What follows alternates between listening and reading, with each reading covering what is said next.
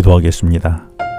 하나님 아버지, 오늘 묵상하는 바울의 모습 속에서 오늘 제가 어떻게 살아가야 하는지 그 음성을 들려주시옵소서.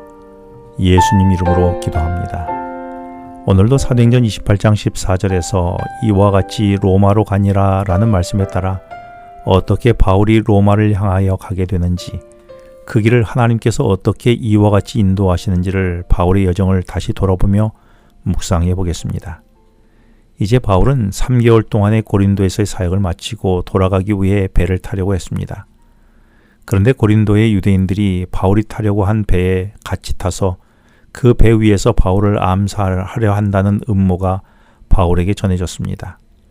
그래서 바울은 예루살렘으로 되돌아가기 위해 배를 타는 것을 포기하고 왔던 길을 되돌아 네아폴리로 돌아가는 길을 선택했습니다.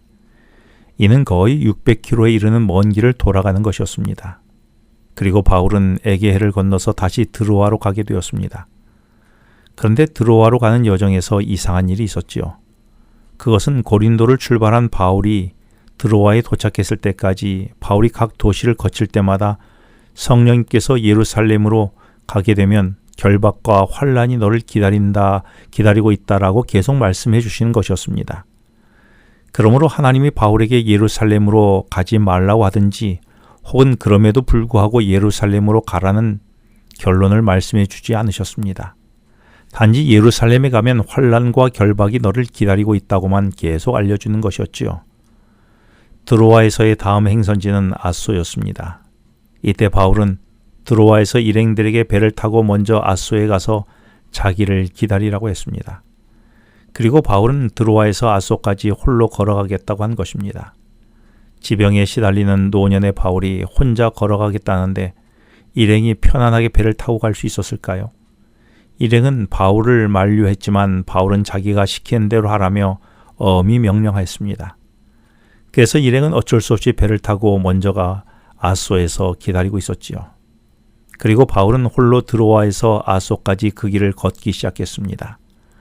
드로아에서 아소까지 바울이 걸었던 길은 65km나 되는 길이었습니다. 왕성한 젊은이가 하루에 35km를 걷는다면 지병에 시달리던 인생 말년의 바울에게는 그 길이 사흘 길은 좋게 걸렸을 것입니다. 그래서 바울은 최소한 2차례에 걸쳐서 길에서 노숙하며 고독하게 그 길을 홀로 걷고 또 걸었을 것입니다. 바울이 이 길을 홀로 고독하게 걷는 이유는 단 한 가지였습니다. 예루살렘에서 바울에게 환란과 결박이 있을 것을 알려주신 성령님의 예고가 바울에게 그러므로 가지 말라고 하시는 말씀인지 아니면 그래도 두려워하지 말고 가라고 하시는 말씀인지 바르게 분별하기 위해서 하나님과 독대하며 그 뜻을 알기 위함이었던 것입니다. 종종 내 앞에 풀리지 않는 문제나 여러 갈래의 인생길에서 나는 어떻게 판단하고 대처합니까? 나는 문제 해결과 갈 길의 선택을 위해서 그 문제를 하나님께 가져가서 묻는 습관이 내게는 있습니까? 그래서 주님과의 단둘이서 대화하는 고독의 시간을 통해 주님의 음성을 듣고 귀를 기울이는 습관이 내게는 있습니까? 우리 앞에는 언제나 여러 갈래의 인생길이 있습니다.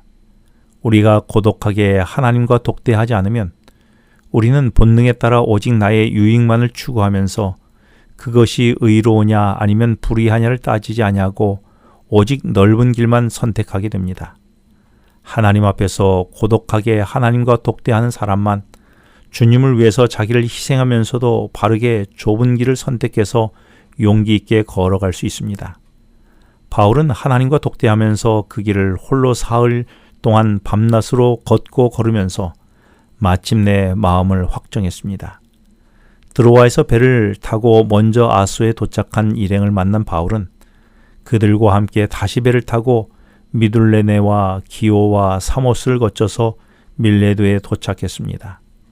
그리고 바울은 밀레도에서 에베소에 사람을 보내어 에베소의 장로들을 밀레도로 오게 했습니다.